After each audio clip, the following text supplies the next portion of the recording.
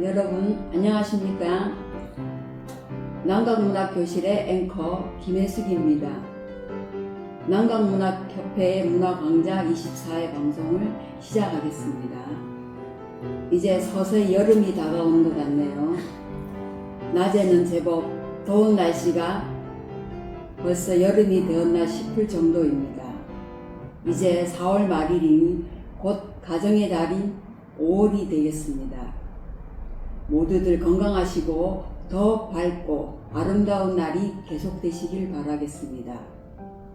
김용수 선생님께서 이사장을 맡고 계시는 사단법인 새생명강명에도 날로 번창하시길 바라겠습니다. 오늘은 한국문학 세계를 통하여 등단하신 중견 시인이신 향원 이재용 선생님의 시를 감상하고 집중 분석해 보겠습니다. 향원 선생님은 현재 창작인 예술협회, 대한문학협회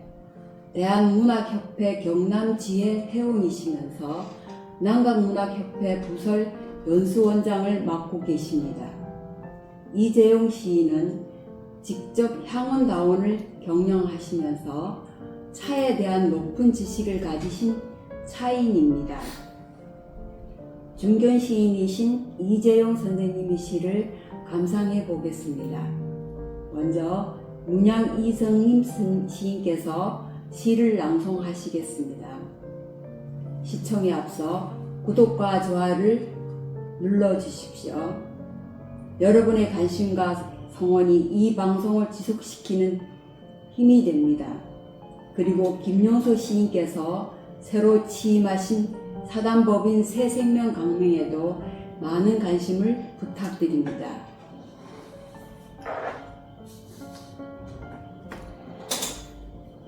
찻잔에 향은 이재용. 오늘은 떨어지는 벚꽃의 넋을 담아보자.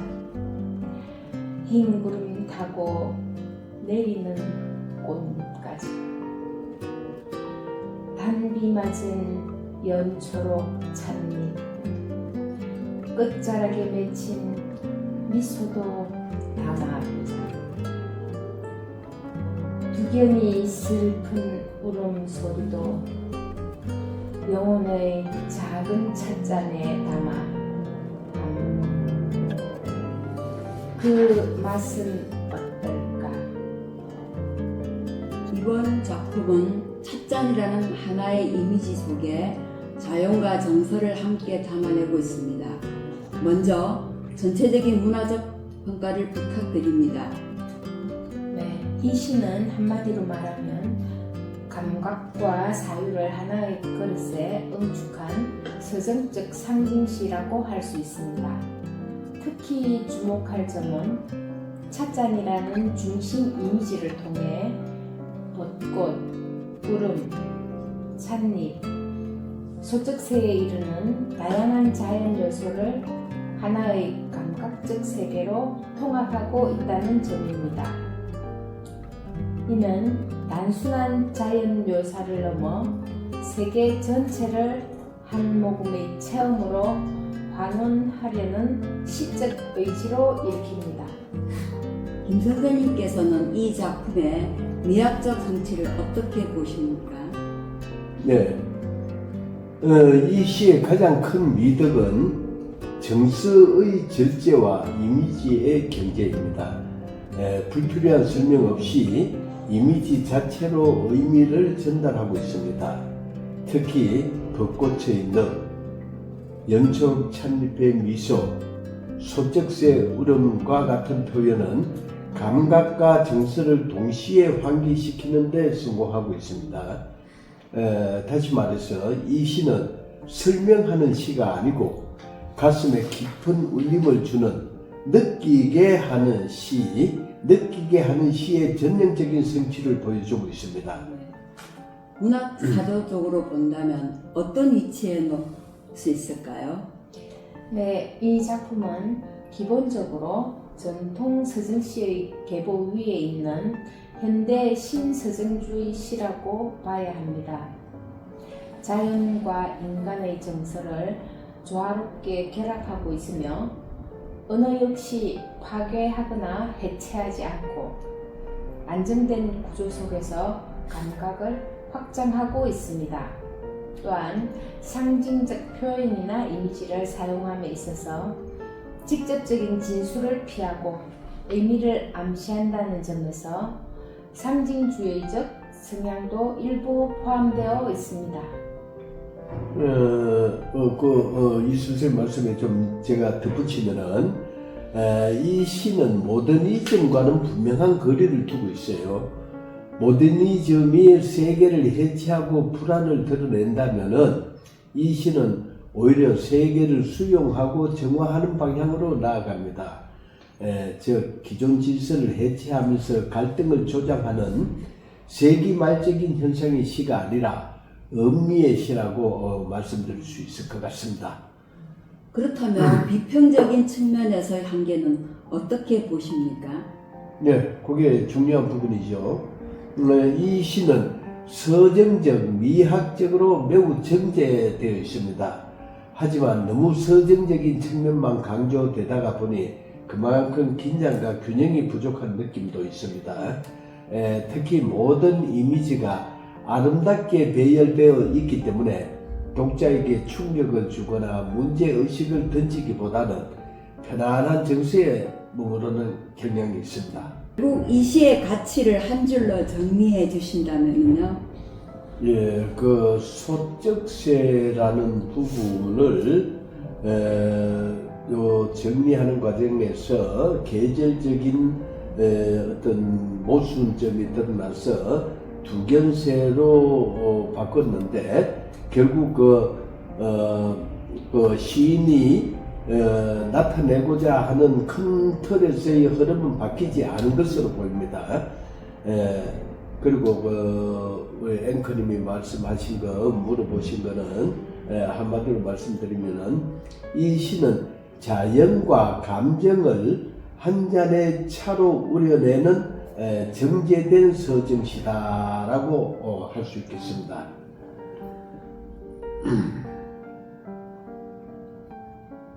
네, 이 세계의 아름다움과 슬픔을 함께 담아 음미하게 하는 시입니다. 네.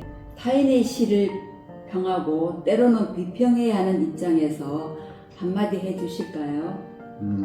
네. 작가가 의도한 바를 충분히 이해하지 못한 채 비평의 잣대를 들이대는 것은 마치 병의 원인도 어디가 아픈지도 모른 채 수술용 칼부터 들이대는 것과 다르지 않다고 봐야 합니다. 비평은 해부가 아니라 먼저 이해와 공감에서 출발해야 됩니다. 저희는 비평하기 위해서 이 방송을 하는 것은 아니죠. 다만 한 편의 시를 분석하고 이해하는 과정에서 나라면 이런 표현을 했을 것인데 왜 이런 식의 표현을 했는지 하는 그런 아쉬움이 있을 때가 있습니다. 그럴 때는 반드시 작가에게 그 의도를 물어봐야 하고요. 네. 예. 이 작품을 장르적으로 보면 서정시로 분류할 수 있겠습니다만 그 안에서도 보다 세밀한 접근이 필요한 것 같습니다. 이 선생님께서는 이 시의 장르적 성격을 어떻게 보십니까? 네, 기본적으로는 서정시, 즉 개인의 내면 정서를 중심으로 한 시입니다. 그런데 이 시를 단순한 서정시로만 보기에는 정서의 밀도와 사유의 경향이 상당히 깊습니다. 이 작품은 정서를 드러내는 시라기보다 정서를 가라앉히고 응축하는 시라고 보입니다. 네. 김 선생님께서는 어떻게 보십니까? 저도 이 선생님하고 같은 맥락에서 기본적으로 같은 맥락에서 보고 있습니다. 다만 한 가지를 더 덧붙이고 싶은 것은 이 시는 단순한 명상에 머무는 것이 아니고 감각을 통해서 사유를 유도하는 구조를 가지고 있습니다. 예를 들어서 벚꽃의 넛, 찻잎의 미소, 소쩍새의 울음 이런 표현들은 설명이 아니라 감각을 자극하는 이미지입니다. 따라서 이 시는 감각적 이미지의 시, 그런 성격을 강하게 지니고 있다고 볼 수 있습니다. 그렇다면 차라는 소재의 의미는 어떻게 봐야 할까요?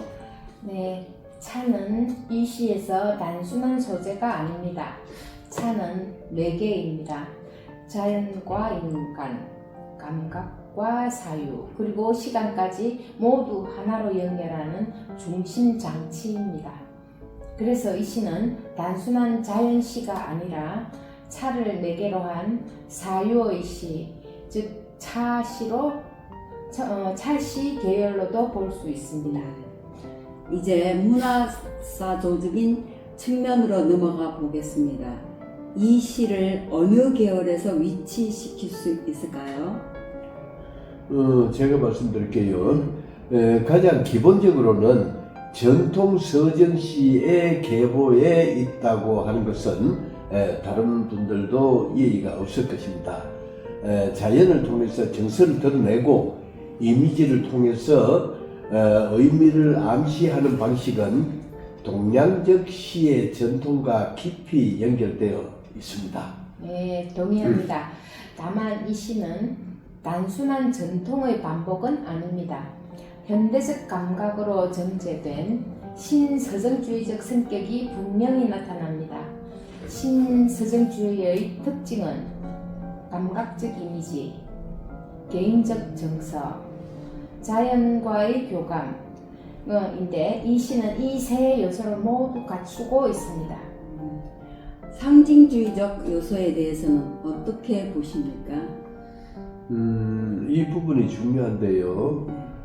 이 시는 의미를 직접 설명하지 않고 있습니다.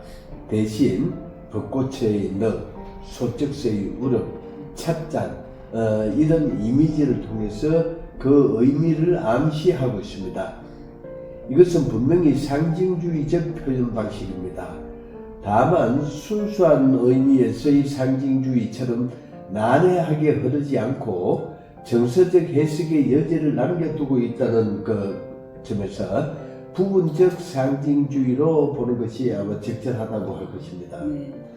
그렇다면 모더니즘과 같은 관계는 어떻게 정리할 수 있을까요? 이 시는 모더니즘과는 분명히 다른 방향일 수 있습니다. 모더니즘이 해체나 불안, 실험을 통해서 그 내면의 세계를 드러낸다면은 이 시는 수용하고 정화하고 조화를 통해서 세계를 받아들이고 있습니다. 즉 모더니즘이 언어를 해체해서 세계를 드러낸다면은 이 시는 정제된 이미지로 그 세계를 받아들이고 있습니다. 네, 그래서 저는 이렇게 정리하고 싶습니다. 이 시는 매우 고전적이다. 네. 마지막으로 이 시의 장르와 사조를 한 문장으로 정리해 주신다면요. 네, 감각과 사유를 차 한 잔에 응축한 명상적 서정시입니다. 그리고 덧붙이면은 전통 서정의 맥을 현대적으로 정제한 신서정주의 시이며 상징적 표현을 통해서 의미를 여는 그런 작품입니다. 날카롭고 세밀한 분석에 감사드립니다. 이어서 이미 예고해 드린 대로 저희 방송에서 12주간에 걸쳐 시문학 기초 강좌를 시작하려고 합니다. 오늘은 저희가 개설하는 강좌에 대한 기초적인 안내를 해드리겠습니다. 저희 방송은 강사 선생님이 칠판을 갖다 놓고 하는 전통적인 방식의 강좌가 아니고 저희 사회로 김용수 선생님과 이정임 선생님이 대담을 하는 형식으로 이끌고 갈 것입니다. 즉 대담 형식의 강좌입니다. 많이 시청해 주십시오.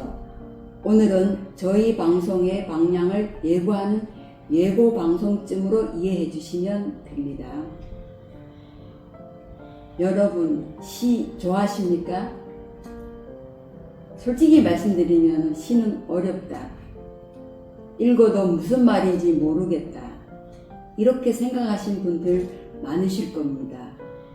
그런데요, 정말 시가 어려울 걸까요?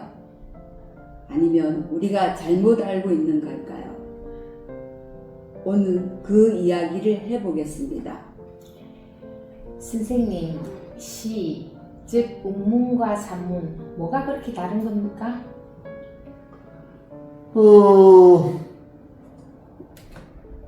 뭐라고 해야 되나? 산문은 생각을 있는 그대로 나타내고 드러내는 글이고, 운문, 즉 시는 글에 감정과 이미지를 넣고 리듬과 여운으로 표현하는 글입니다. 즉 산문은 설명하는 글이고 시는 느끼게 하는 글이라고 봐야죠. 그럼 시는 느낌만 받고 이해를 안 해도 되는 겁니까? 시를 감상함에 있어서 반드시 이해할 필요는 없다고 봅니다. 어떤 시든지 시를 읽게 되면은 그 느낌은 오죠. 느낌은 오지만은 그 이해의 방향이나 이해의 깊이 정도는 사람마다 다 다릅니다. 그렇기 때문에 우리가 시를 읽으면서 자꾸 이 시가 나타내려고 하는 뜻이 뭐냐 하는 이런 그 시가 나타내려고 하는 문제를 숨은 뜻을 우리가 찾으려고 하는데 그럴 필요가 없다는 거죠. 만약 그걸 너무 파고들고 하게 되면은 그 시는 이미 죽어버린 시가 됩니다. 맞아요. 저도 시를 읽다가 막히면 계속 의미만 찾게 되거든요.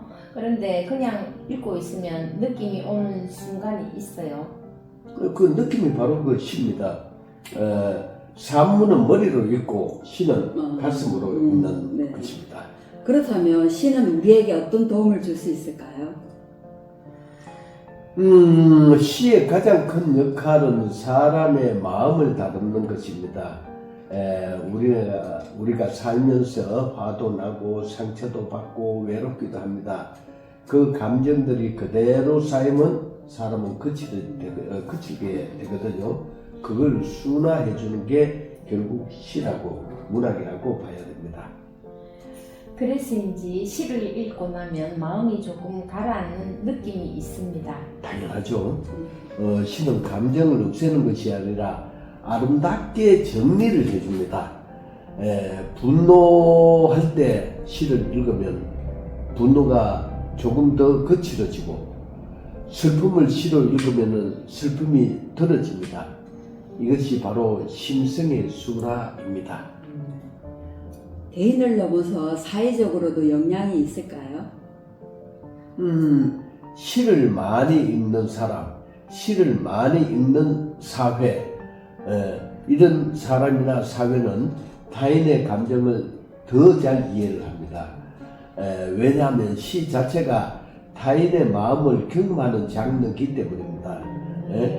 타인의 마음을 경험하기 때문에 그 사람을 이해하게 되고요. 그 사람을 이해하게 되면은 결국 사회는 정화가 됩니다. 네, 그래서 시를 읽다 보면 내 이야기가 아닌데도 눈물이 나는 경우가 있는 것 같습니다.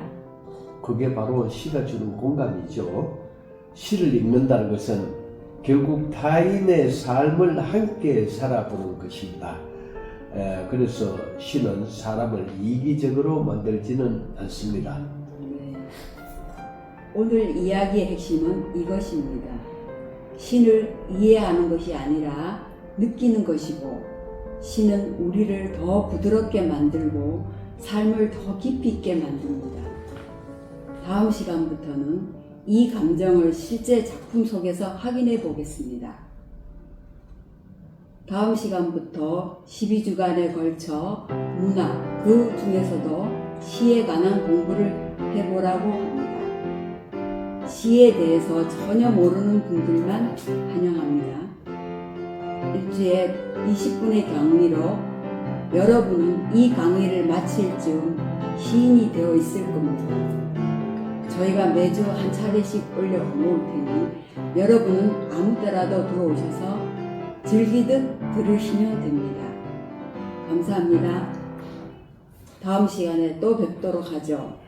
구독자 여러분도 다음 시간에 또 뵙겠습니다.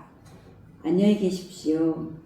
나가기 전에 꼭 구독과 좋아요를 눌러주십시오. 감사합니다. 자, 예, 감사합니다. 수고하셨습니다. 수고하셨습니다. 예.